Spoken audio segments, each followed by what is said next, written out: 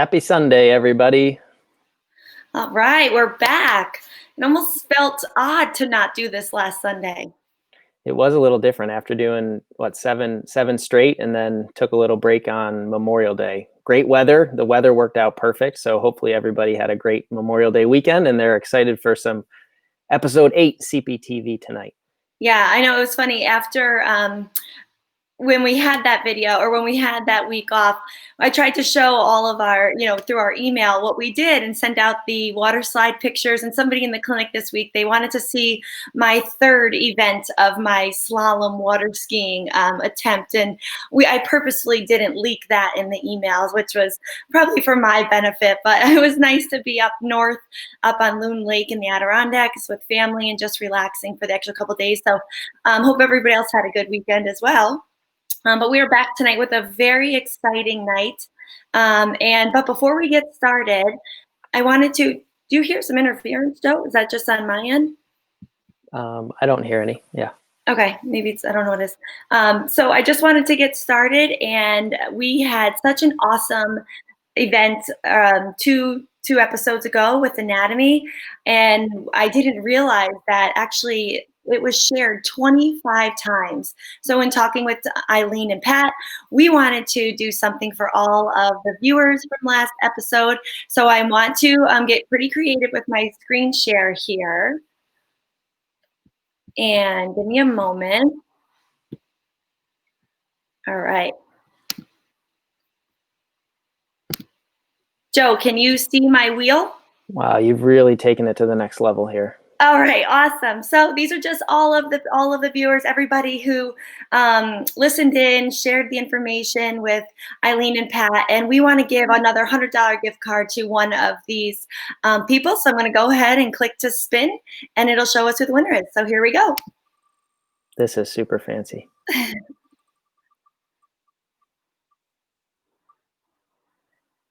All right, so it's for Karen Page. Oh my gosh, crowd noise as well. That's pretty awesome. Now you know what I do up to the wee hours of night. Wow. So we will reach out to Karen Page, but thank you everybody who just follows along with us. So let me now get rid of that. We have a very, very important person who's going to be joining us, Dr. Chris Maestro from Maestro Dental and Wellness. He's been a restorative dentist for 35 years. He has his Doctor of Dental Medicine and also is a diplomat, American Board of Dental Sleep Medicine. So he is here to share all of his information, and we're super excited for that. So please welcome Dr. Chris Maestro from Maestro Dental Wellness. Hey, Chris. Hey. Hi, Erin. Hey, Joe. How are you tonight? Happy Sunday. Thanks so much for joining us. We really appreciate it. Hey, my pleasure. Happy Sunday to you both, too. Thank you so much for taking the time. We love the connection that we have. We have a mutual teammate, and Rich Akulian from Akulian Creative, and he was like, "Erin, you're CPTv. What are some other options?" I was like, "Well, there's all these categories, and sleep was one of them from the get-go." And so he was like, "I've got the guy. You've got to meet up." And so thankful for Rich. Hey, Rich, I see you're watching now. Thanks again for connecting us. You do that so awesome. But and then in getting to talk with you, there's so much that I feel like our viewers and our listeners don't even realize is out there to help them get a better night's sleep. So I'm really excited to go over some of these options.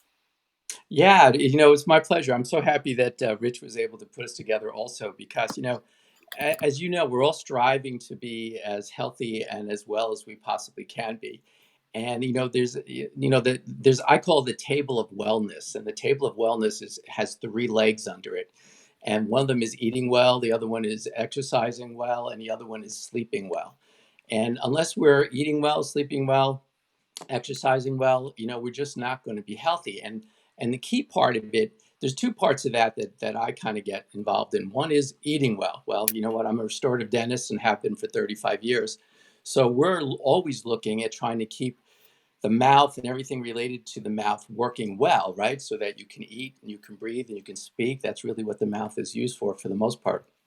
The other component of that is sleeping well, and I sort of started to look at that component very heavily and in depth about 5 years ago, because I started to realize that a fair number of my patients' teeth were worn down prematurely. They were breaking teeth, they were splitting teeth, they were losing teeth. And a lot of folks say, hey, yeah, I know, I grind my teeth. You know, work's really stressful. I've got 3 little kids, I've got a new job, my wife's working, you know, all the things that add up to a daily stressful life. And that's true. I mean, anxiety is a large component of why we brux, why we grind our teeth. The fancy word is called brux or bruxism. But as the people who study these things really got into it, they started to realize that there's something known as sleep bruxism. Now, sleep bruxism takes place, of course, when you're sleeping. And why does that happen? Well, there's a certain school of thought, and it's a large school of thought, that says that bruxism or grinding of your teeth is called a parafunction. A parafunction is something you do with your teeth or your mouth that has no good purpose. It doesn't serve a good purpose at all. It doesn't help you chew, doesn't help you swallow, doesn't do anything. It just destroys tissue. And if you think about it, with enamel being the hardest structure in your body, some people can decimate their teeth and have teeth that look 30 to 40 years older than they are chronologically. And that happens because at nighttime, what happens is when you are not breathing well at nighttime, your body senses that lack of oxygen. It's actually suffocating. And in order to get some oxygen, your brain says, hey, you know what? I need to do something. I need to get air in here. That air is going to bring me some oxygen. Oxygen is going to help me live. So it's going to do whatever it needs to do. It'll wake you. If it doesn't wake you, it'll move your jaw rhythmically, get your jaw to move back and forth out of the way. And guess what? If the teeth are in the way of those jaws trying to move out of each other's pathway, guess what? They collide into each other. They bang into each other. They start to get broken and brittle. So before we go too far down the line with breathing at nighttime, I'm just going to take another quick moment to actually approach what sleep apnea really is. So there's a greater category of problems that happen at nighttime when you're trying to breathe, and it's called sleep disordered breathing, or SDB. Now, sleep disordered breathing has subcategories, and those subcategories are snoring. Those subcategories are upper airway resistance syndrome. That basically means that you just can't breathe well through your nose or through your upper airway. And then the last one is sleep apnea. Now, sleep apnea has other categories below it.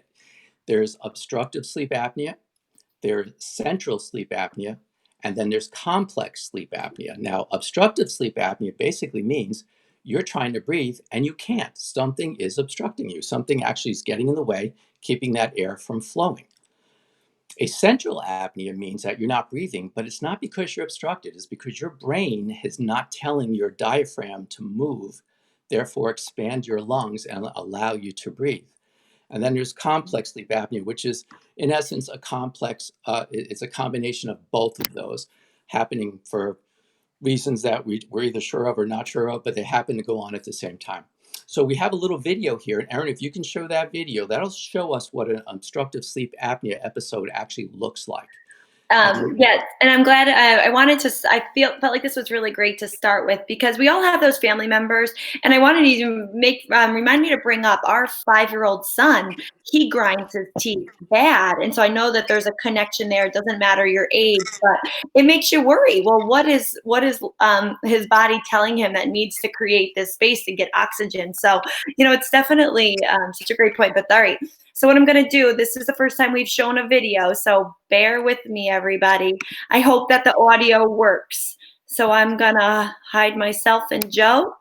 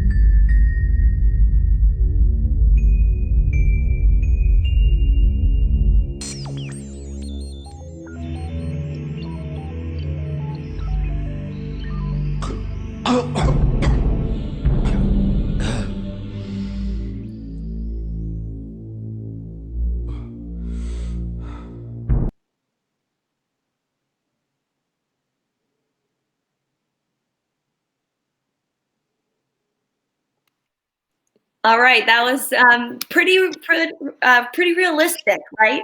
How many people, sort of have their spouse, or because you don't really know what you look like, or when you're sleeping, but how many people have sort of been next to somebody and heard that? Oh, So Aaron, there yeah, you go, right? It's pretty commonplace. We've probably all been in the same room or the same house with somebody who snores so loud it wakes you up. I know when I was growing up, we used to try to get to bed before my dad did, because if we didn't fall asleep before he did, there was no way we were going to fall asleep because of all the noise he was making when he was snoring. Um, but I didn't see the video, but I know what it looks like, so it didn't come across on my screen. Okay. But the essence of that is really this. You're in bed, you're lying down, and you're trying to breathe. And we're supposed to breathe through our noses, but not most of us, not everyone can. So you're trying to breathe, and because you're lying back, gravity takes over.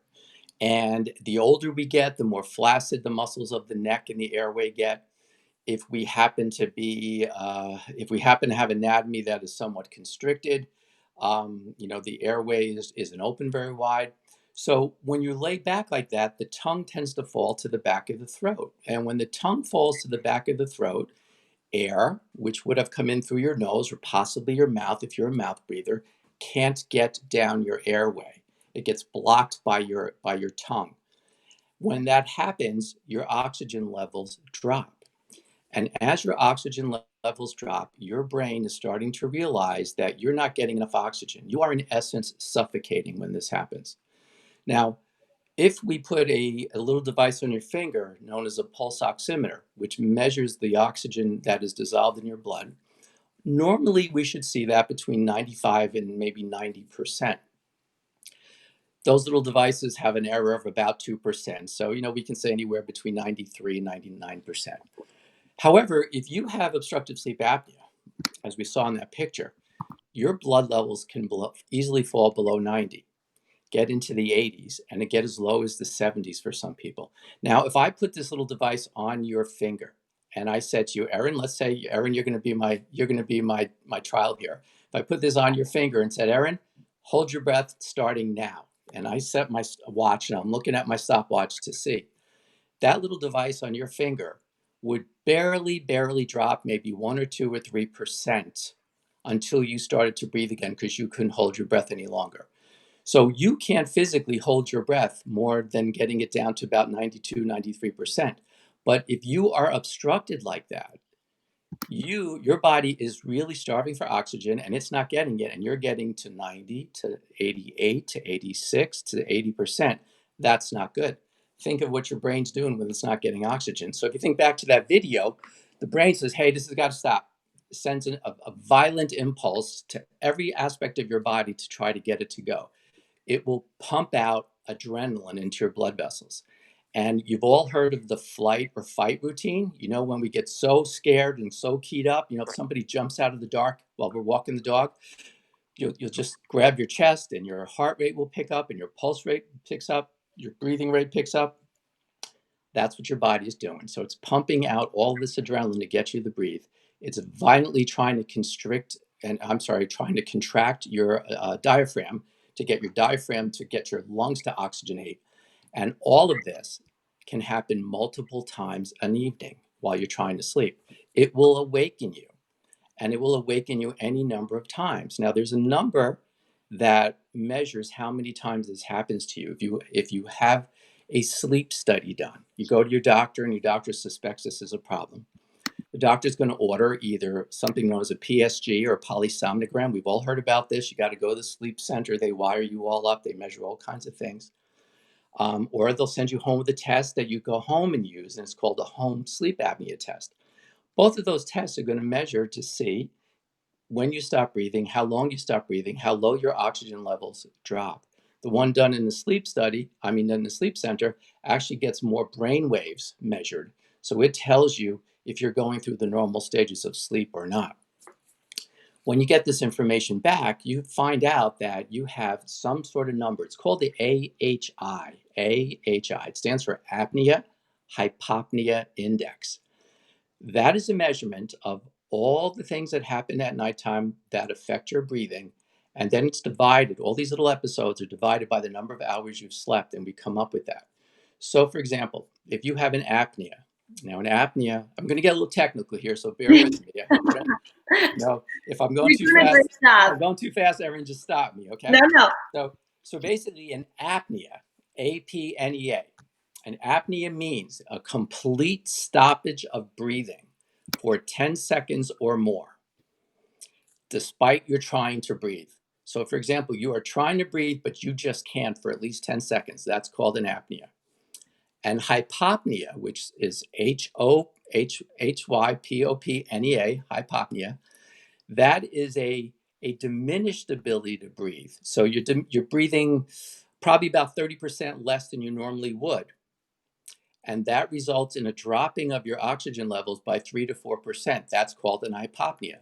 So when you have your test done, the number of apneas and the number of hypopneas that take place over the course of the evening is divided by the number of hours that you've slept, and you come up with this number. So if you had 100 of these occurrences take place and you slept 5 hours, your apnea hypopnea index would be 100 divided by 5, and that would be 20. So you would have an AHI of 20. It's also known as an RDI when they add some other factors into it, but we'll stay with the AHI. So the reason I tell you that number is that when you get the AHI, and although it's not the only criteria for determining whether or not you have sleep apnea, but that number of 20 tells us that you have moderate sleep apnea. So that means 20 times an hour, you are not breathing sufficiently enough for your body to stop for oxygen, to actually start to suffocate. That will cause restless sleep. So you're just not going to be well rested. Think of it this way. If you had that AHI of 20, that means that you're trying to sleep. And imagine that someone comes in and 20 times an hour grabs you by the shoulders and says, wake up, wake up. Erin, wake up, wake up. And you fall back asleep again. And then it happens again. And it happens 20 times an hour. Wow. So that is not good. That's No. not something you want to have happen because, A, first of all, you're not sleeping well. So you're not getting well rested. And number two, your body is going through these gyrations all night long of just stimulating yourself to awaken. And the problem with apnea, whichever type it happens to be, is that it results in some daytime issues. So you will result with daytime sleepiness. That's usually one of the first things. Some of us say, hey, you know what? Life's busy. Around 2 or 3 o'clock in the afternoon, if I don't have that candy bar, if I don't have that cup of coffee, I'm not going to make it to the end of the day. You should be able to make it to the end of a normal day without that happening. If you're getting good sound sleep, you're not going to get this excessive daytime sleepiness. And what does excessive daytime sleepiness lead to? Well, it also leads to ineffectiveness at work. If you drive for a living, it's falling asleep at the wheel. And even if you're not driving for a living, but it's falling asleep at the wheel. If you're a conductor of a train, it's falling asleep while you're conducting that train. A couple of years ago, we had that happen on Amtrak on a train going down to New York City. You remember that? Yeah. If you happen to be driving a tractor trailer and you fall asleep at the wheel, you can imagine how dangerous that could be. For those of us who I've don't got do, a quick question. So yeah, sure. so for somebody who might not be diagnosed with sleep apnea yet or obstructive sleep disorder, what symptoms would they see or feel, when they are sleeping to give them the indicator maybe they should get this checked out? Or what are the typical, I know people feel restless, or some people use like their watches and it tells them how many hours of sleep and, how many breakups or disruptions in their sleep. Right. Is there anything like what would lead somebody to go get this AHI? Well, first of all, you want to go have yourself, if you have reasons to believe you're not breathing or sleeping well at nighttime, they're going to manifest themselves primarily as snoring. So very loud snoring is something we look at. Gasping for air, like if you go back to that video, that Right. gentleman in that video, right? When it got to the point where things were really getting dire, he really gave a good quick gasp and he got some air. So witnessed gasping is something we look for. Loud snoring is something we look for. We look for daytime sleepiness. Then we look at some of the medical comorbidities, and some of those would be hypertension. Some of those would be GERD, gastroesophageal reflux disease. That's another one. AFib, any sort of cardiac rhythmic arrhythmias would be something that we would look at. sleep apnea can make you more likely to have type 2 diabetes. So can make you more prone to certain types of cancers. Now that link is on a weak side, but because it does affect your ability to be well and to heal, it can affect your propensity for developing certain types of cancers. So basically, it's going to be sleepiness, it's going to be snoring, it's going to be gasping for air. If you're overweight, there's another one, So we know that if you have a higher BMI or you have a higher weight, if you're 10 to 20 pounds more than you should be, that's going to put more pressure on your airway. That's going to lead to more difficulty breathing at nighttime as well. The reason apneas are so problematic for us is that they definitely lead to heart attack. They definitely lead to stroke. They make us more likely to develop type 2 diabetes, as I mentioned, and maybe some sort of correlation between cancers too. There's also something that we don't really see, and sleep apnea leads to oxidative stress. And that oxidative stress takes place within the linings of the arteries of our bodies. And when that happens, the lining of the arteries become frail and weak. They're more likely to burst and create a blood clot, which in turn leads to the heart attack and stroke. So that's why breathing well at nighttime helps us to control the inflammation that's going on in our bodies. And it also helps us to be more well rested and healthier all at the same time. So, Dr. Maestro, I loved how should we you get into a set couple this. causes of why this goes on for people? Yeah, I was All going to say, right. So basically, the causes are structural. And a lot of it has to do with the size of our airway and the amount of pressure that is on that airway. So say, for example, we've all been out in the yard using a hose, and we want to make sure that we want to stop the water. We can't get back to the faucet to turn it off. So what do? We bend the hose, right? If you bend the hose, what happens? Less water comes out of it. So imagine that constriction. Imagine your airway being a hose. You constrict that. You know what? Less water comes out of the hose, but in your airway, less air gets down into your trachea. So that is exactly what happens. That constriction takes place. Why do we get that constriction? Well, it could be that we're just not big enough. It could be that our midface is very small, our jaws are very small, our tongue is very large. Anatomically, we don't have room for air. Big tonsils, big adenoids, those are really big reasons that we can't get the air that we need. If you tend to be overweight, that excessive weight puts an inward pressure and closes down your airway. Plus, excessive weight tends to increase the fatty deposits that are naturally occurring in the tongue. So if you have more weight, if you're carrying more body weight than you should, that's going to make it more difficult for you to breathe at nighttime. There's a direct correlation between weight and breathing at nighttime. Every 10% loss of body weight results in a 25% improvement of your ability to breathe at nighttime. So there's really a direct correlation. So that's why some of the treatments for these really start off with behavior. Can we just lose some of that weight? Can we exercise more? And that's a big plus. Certainly there's other things, drinking too much alcohol, too many sedatives. If we need a sedative to help us sleep, that's not usually a great thing to do unless it's absolutely necessary. So the structural reasons and the biochemical reasons of biophysiology of breathing are the ones that we are most commonly seeing. I think Joe has a question for you. Yeah. Correct. Oh, not really a question, but I loved how it was all set up being physical therapists, and you just alluded to it, kind of the didn't movement hear that side. question. Oh, you can't hear Joe. I can't hear, no. Oh, I'm sorry. Joe, if you want. I can pop off and then come. Yeah, I got it. That's probably why. He was at one point he was asking you something, and I didn't realize. No, it's not you. It's definitely he's coming right back on.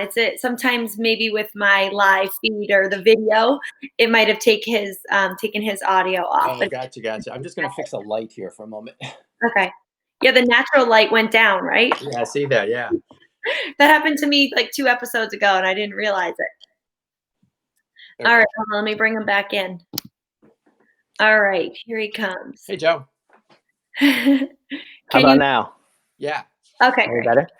I love how you set up in the beginning the table and the movement and nutrition and then sleep. I feel like so many times the sleep is a really often overlooked or underutilized component of this. So when you were just talking about someone coming in and waking you up 20 times a night, there's obviously the oxygen benefits or oxygen deprivation part of it, where you're not getting the oxygen that you need.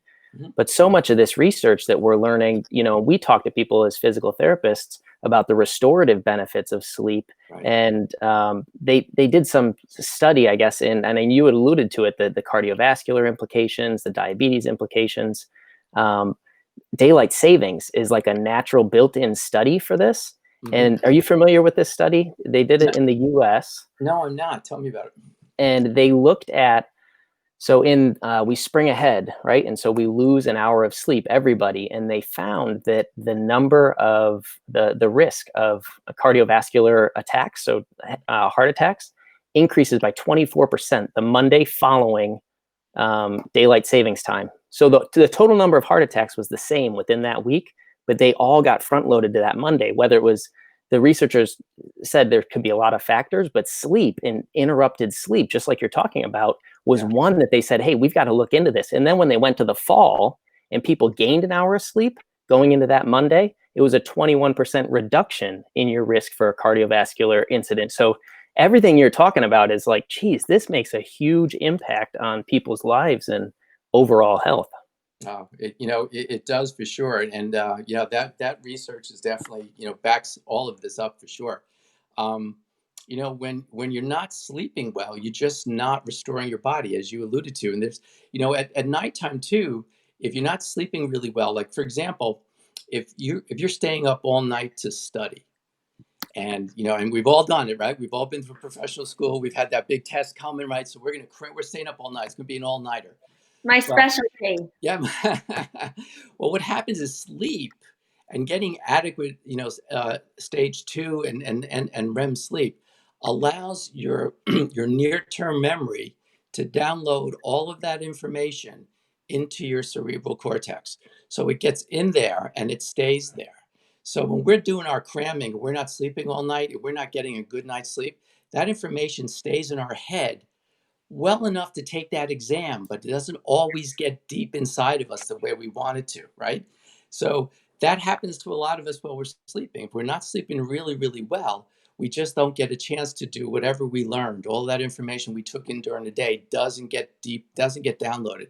So if you use a computer analogy, it doesn't go from the RAM right down to the hard drive. It never quite gets to the hard drive and stays there. So that's why sleep is so important at the same time. That's So, awesome. I'm sorry, did you have a question? No, I was just going to review. So obviously, I didn't know if you were you thinking of maybe getting into some of the treatment options. I was just going to get there. Yeah. Awesome. Yeah. So Thanks for just going over it. thanks for the cue. Here you go. Segue. It's a great segue. So basically, the treatment options come down to a handful. First of all, I touched on some of it. First of all, it's behavioral. So really, what you want to do is we really need to get fit and trim. That eating better, exercising more.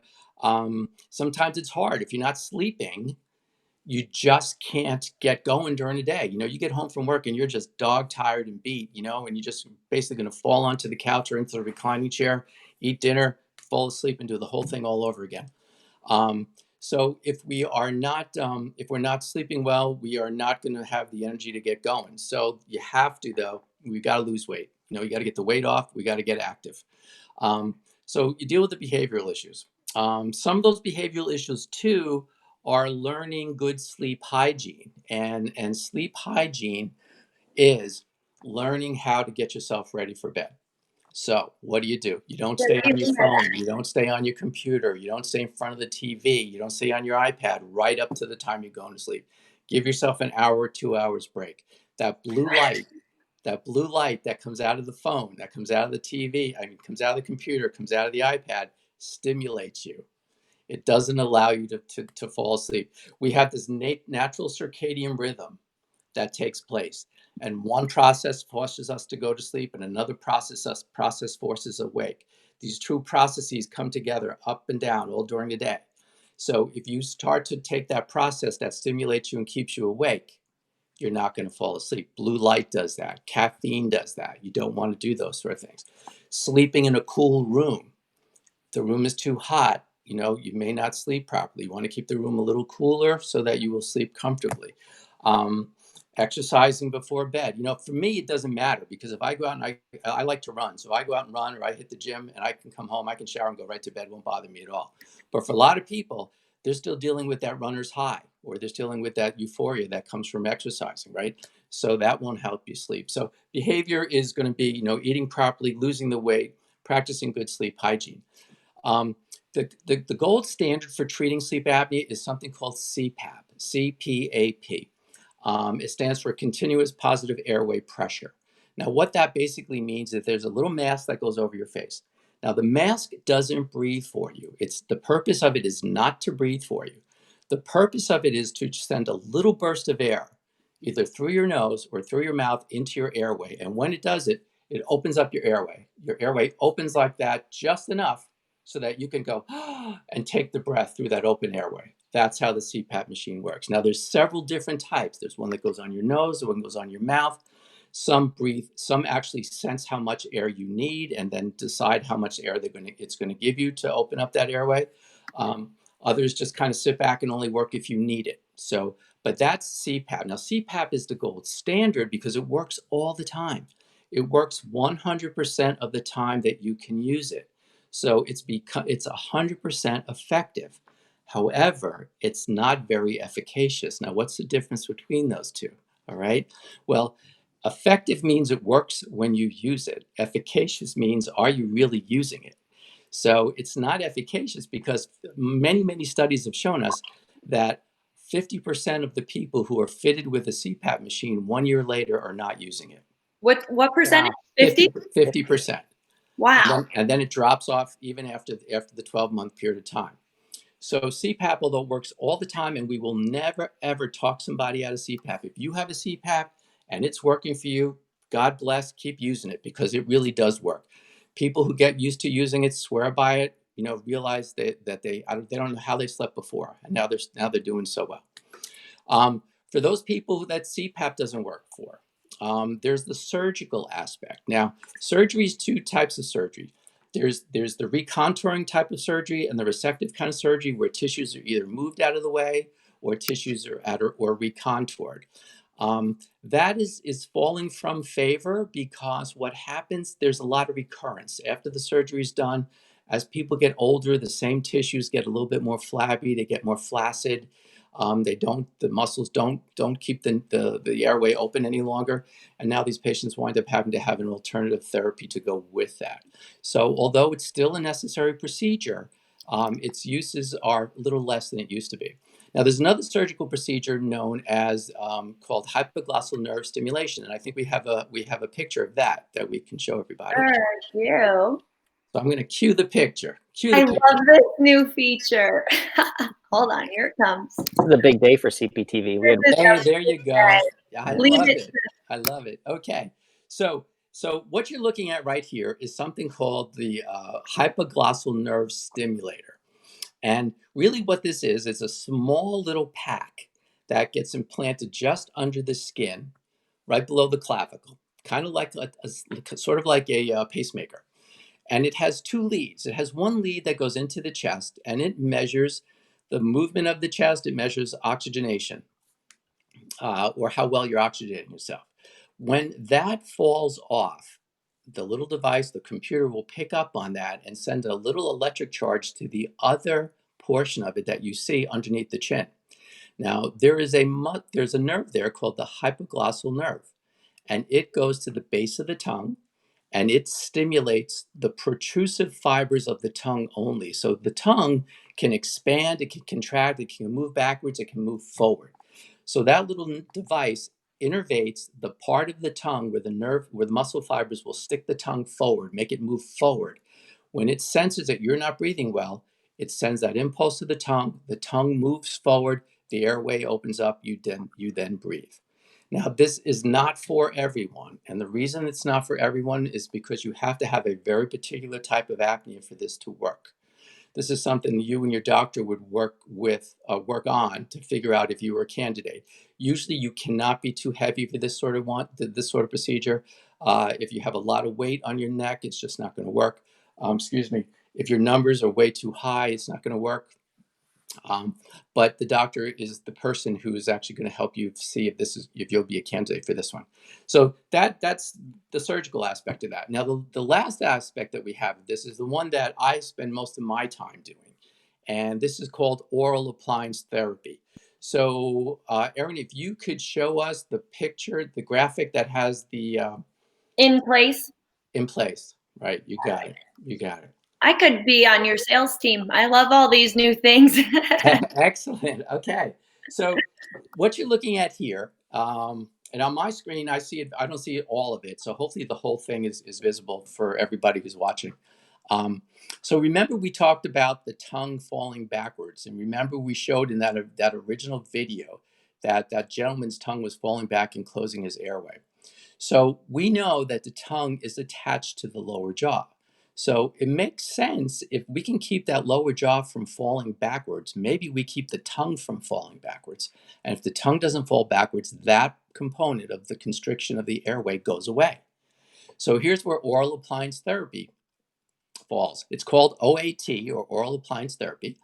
An appliance is made for you. It's custom fabricated to fit your teeth, and it has a device in there that allows us to attach the lower jaw to the upper jaw and keep them steady.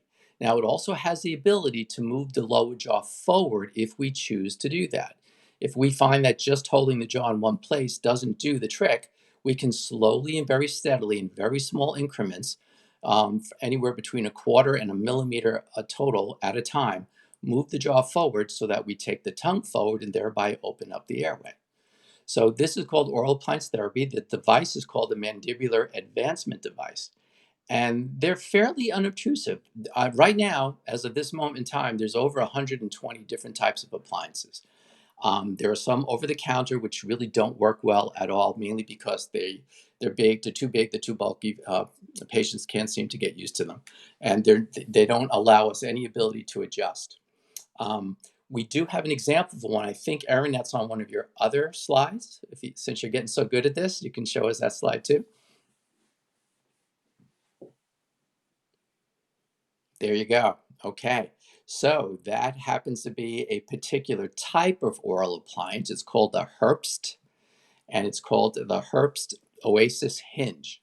Now, when you take a look at that appliance, you'll see there's three components. There's the top of it, which goes on the upper teeth. There's the bottom portion of it, which goes on the lower teeth.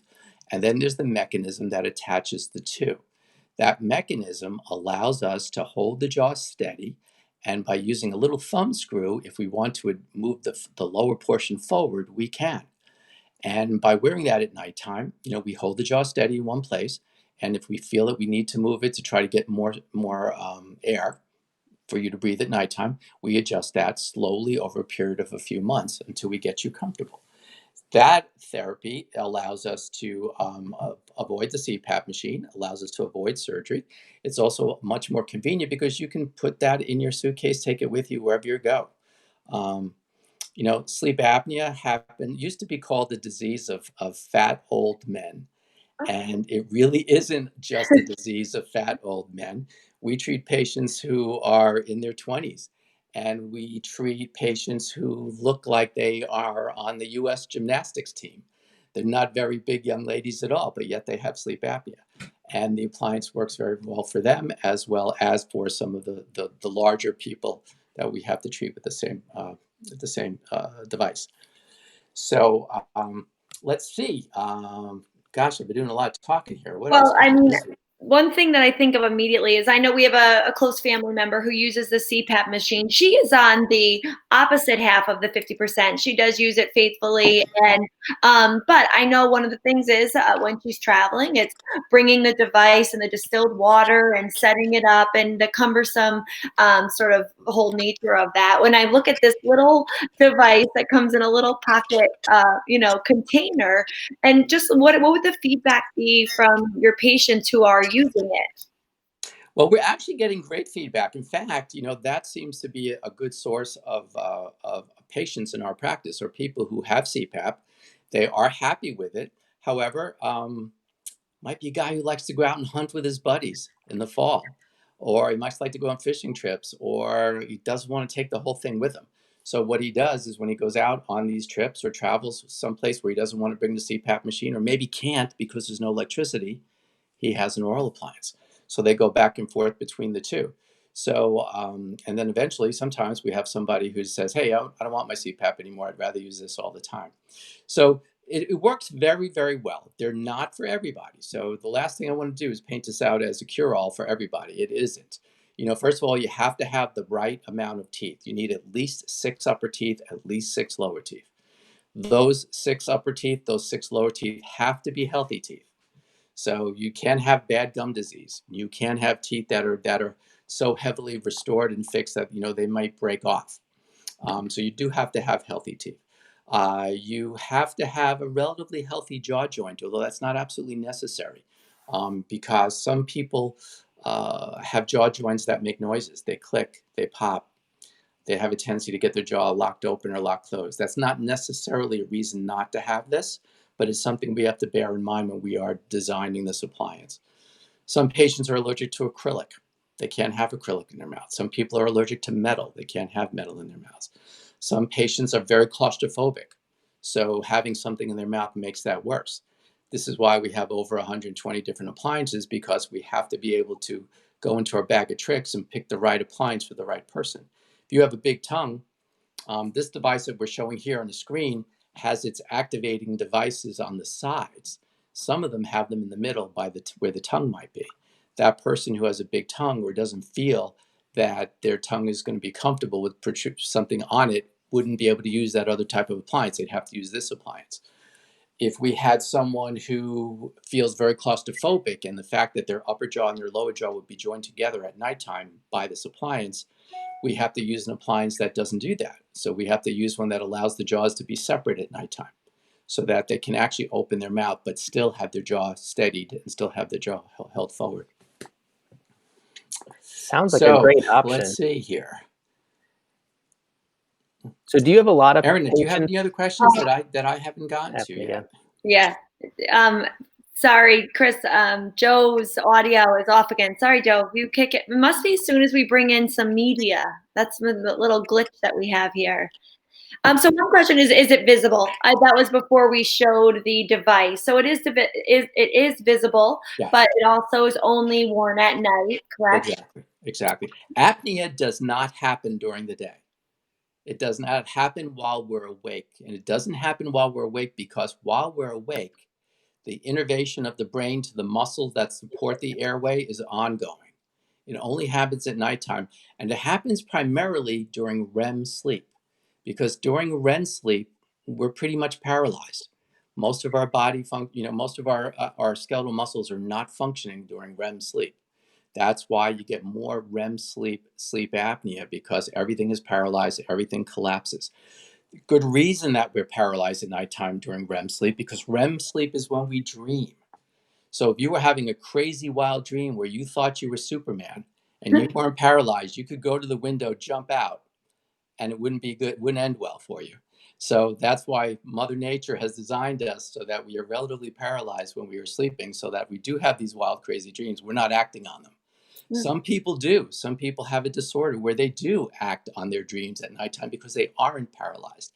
But this is one of the reasons that sleep apnea is as bad as it is when you're in REM sleep, is because all those muscles just relax. What percentage of patients use both to some degree, would you say? I would say, well, in our practice, we usually have our patients using one or the other. I usually find people become CPAP intolerant or just don't want to use it anymore, so they opt for the appliance.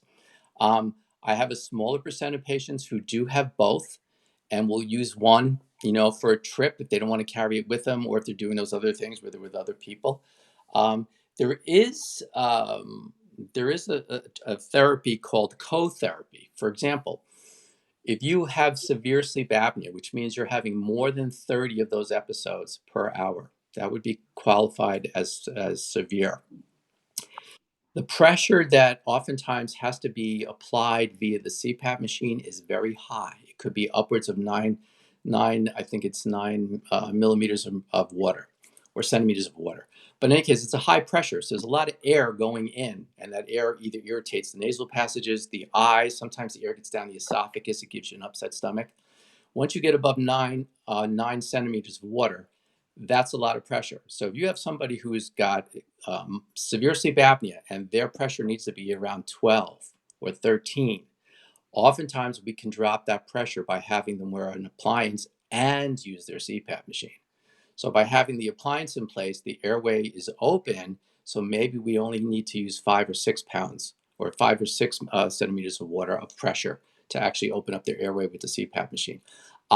I don't have very many of those patients in my practice. I may not have any at this point, but it's always an option when we start to talk to patients about their CPAP machine and how high their pressures are, and offering them this alternative to work with that.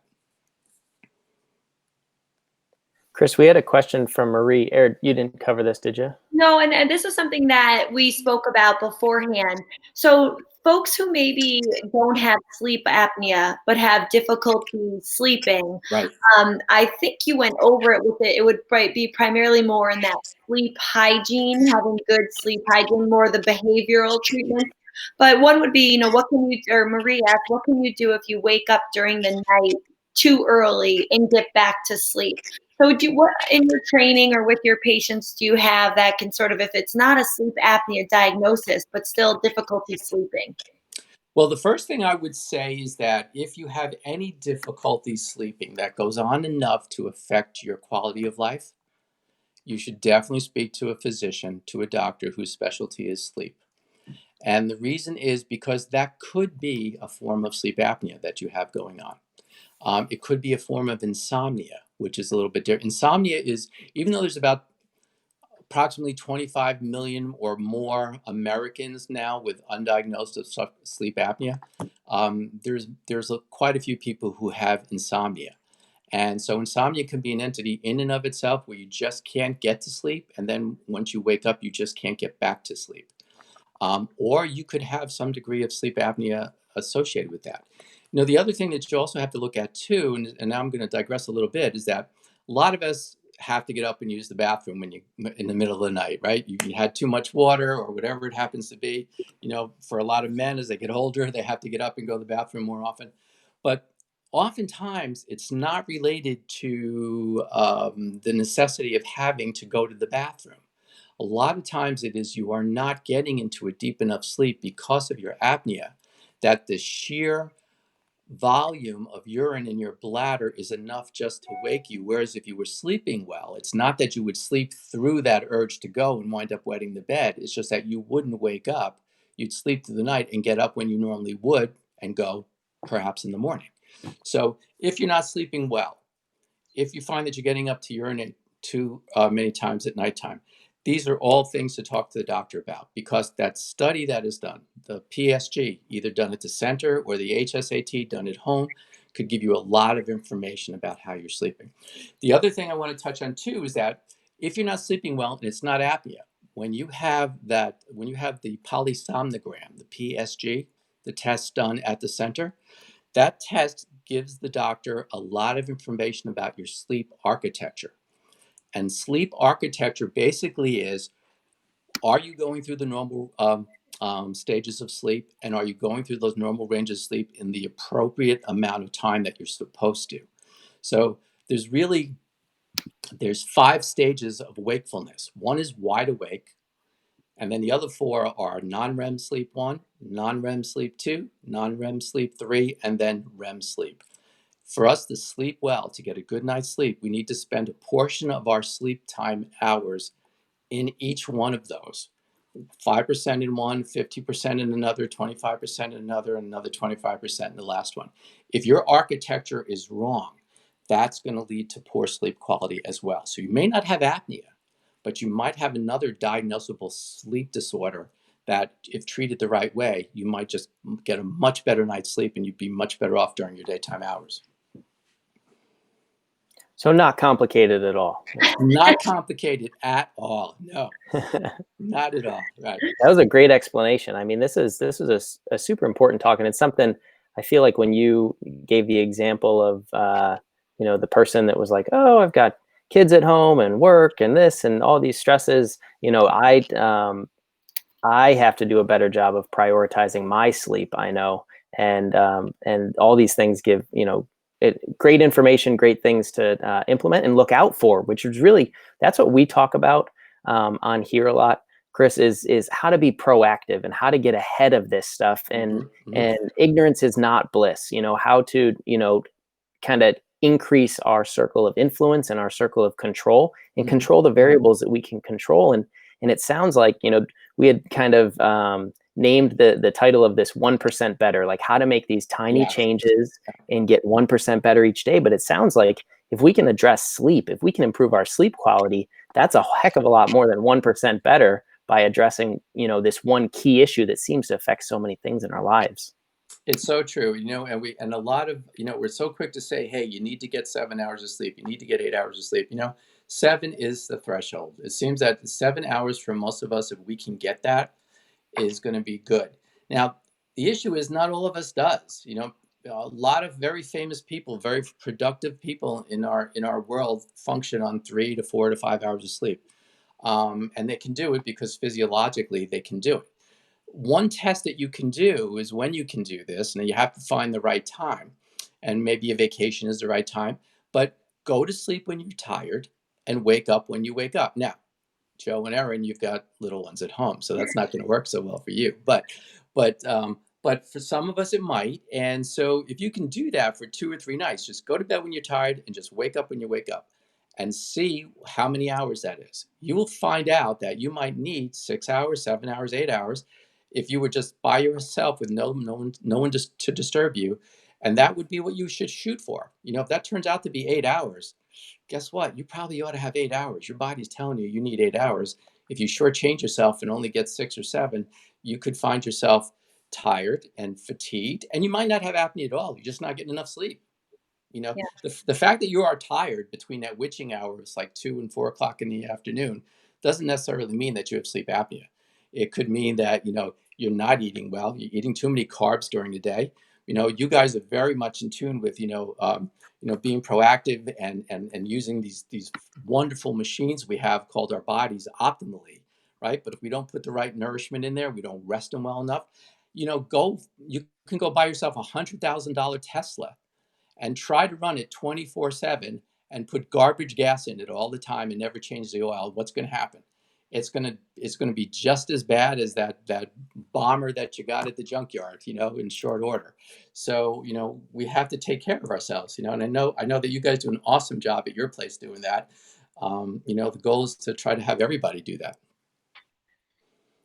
Chris, we have a question here from Yeah. Linda. I think Yeah. it's a great one because we get this question just from our patients for more their movement, Mhm. but it also applies here. Does it help apnea when people sleep on their side rather than on their back, or does your sleep position make no difference?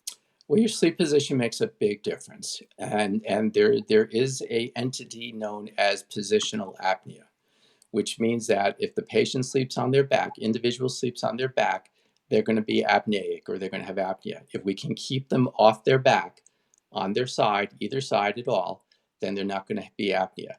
So, one of the tricks that I use is that when we are treating patients, um, when you have your sleep study done, the data from the report comes to me, and the data will tell me where you are most apneic. Is it on your right side? Is it on your left side? Is it your supine position on your back? Or is it in your prone position on your stomach?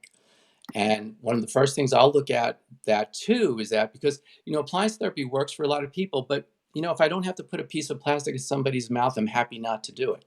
So if I can look at that and say, hey, look, your apnea is when you're on your back or on your stomach. Let's just keep you off your back or off your stomach, and you should do fine. And a quick trick is, if it does seem as if you're on your back, if your sleep partner tells you that whenever you roll on your back, boy, you're cutting down the forest with the snoring that you're doing. Well, we just got to first keep you off your back. So you take whatever shirt you like to sleep in, and you get 3 wiffle balls, and you sew them to the back of that shirt, and you try to sleep with that shirt on. I guarantee you, every time you roll on your back, those wiffle balls are going to keep you off your back.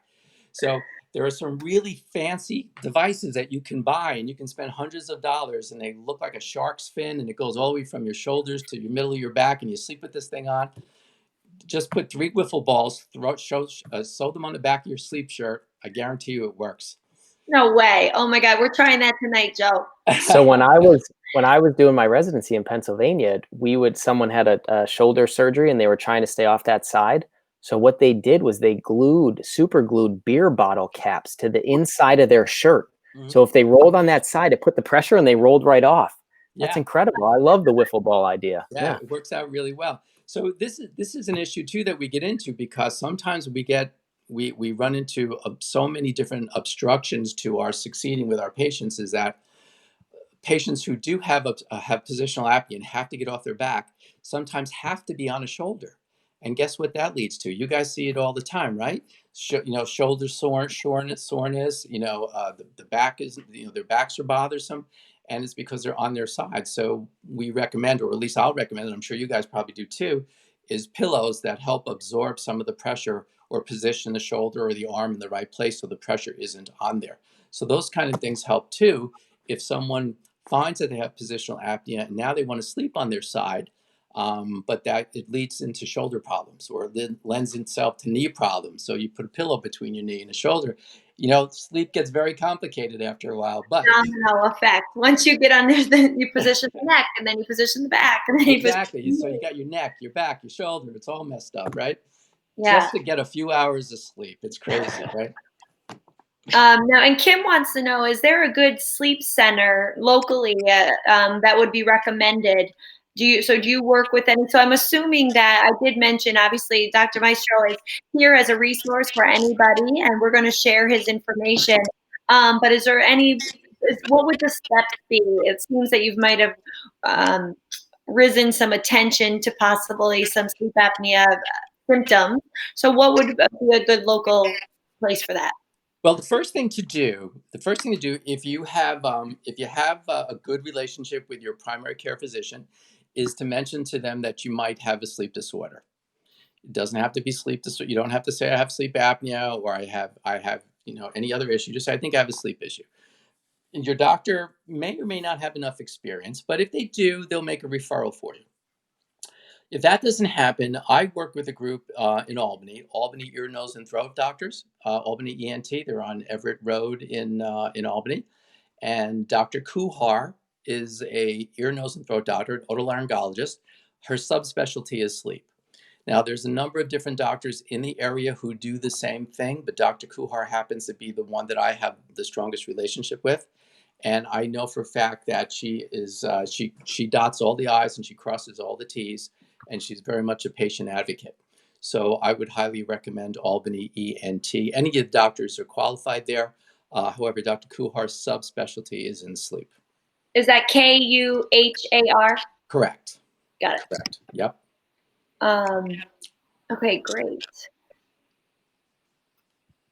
Let's see here. And I'm going to sort of put a comment out there. If anybody has any other questions, because we're right near that hour. Yeah.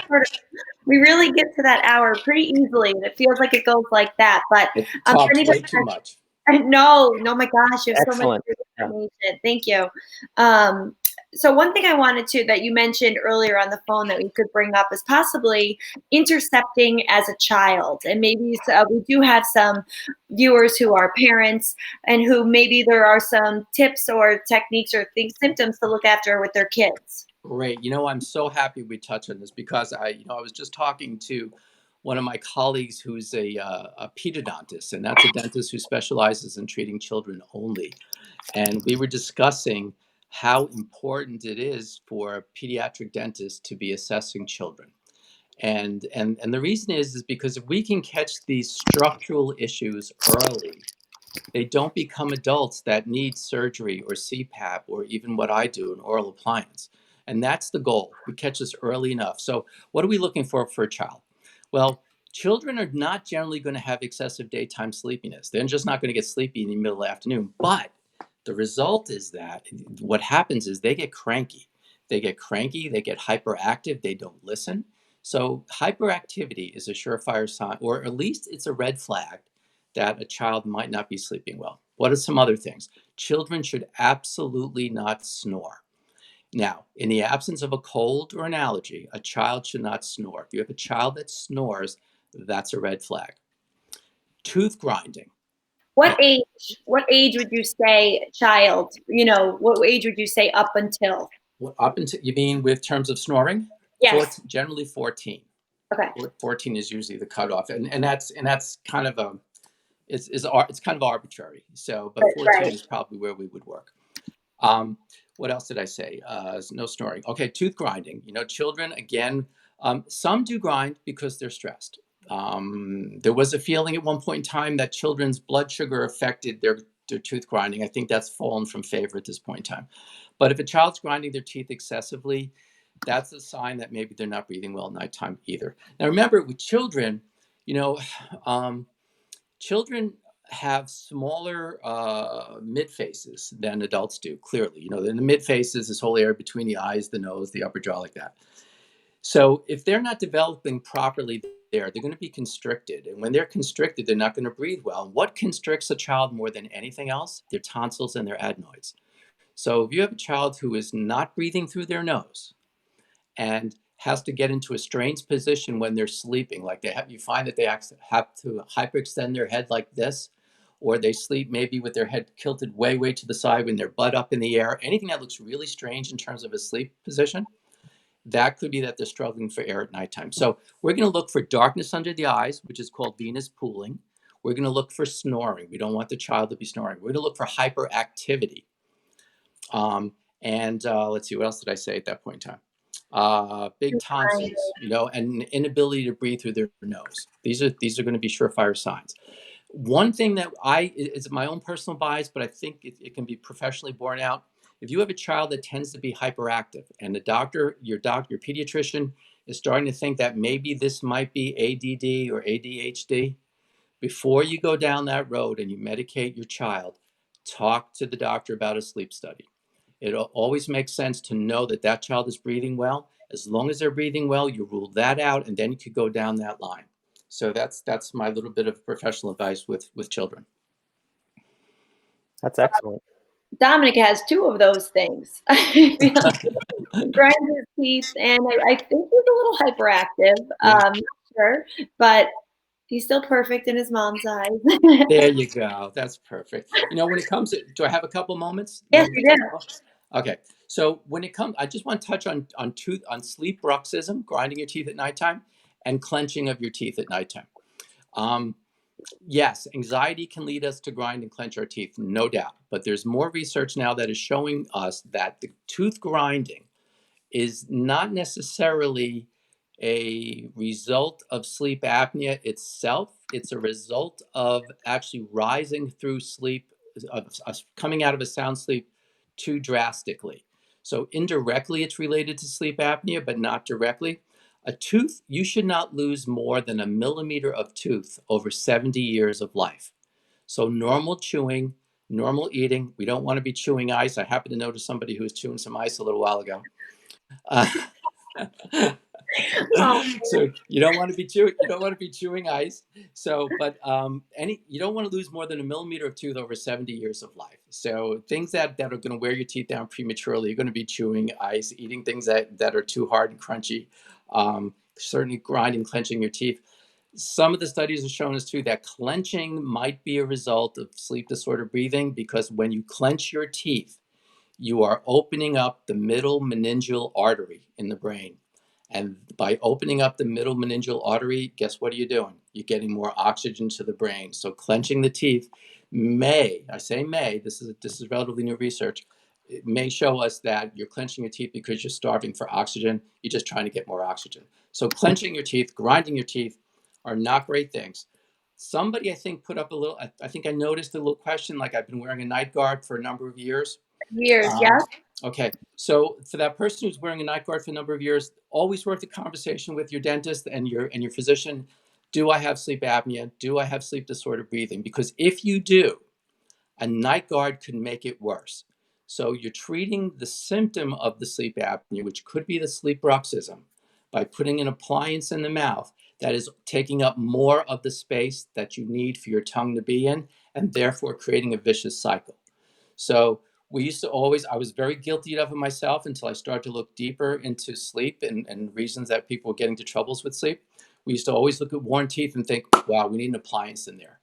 But a lot of times we probably were putting appliances into situations to protect the teeth with all good reason, but not realizing that we were making a situation worse.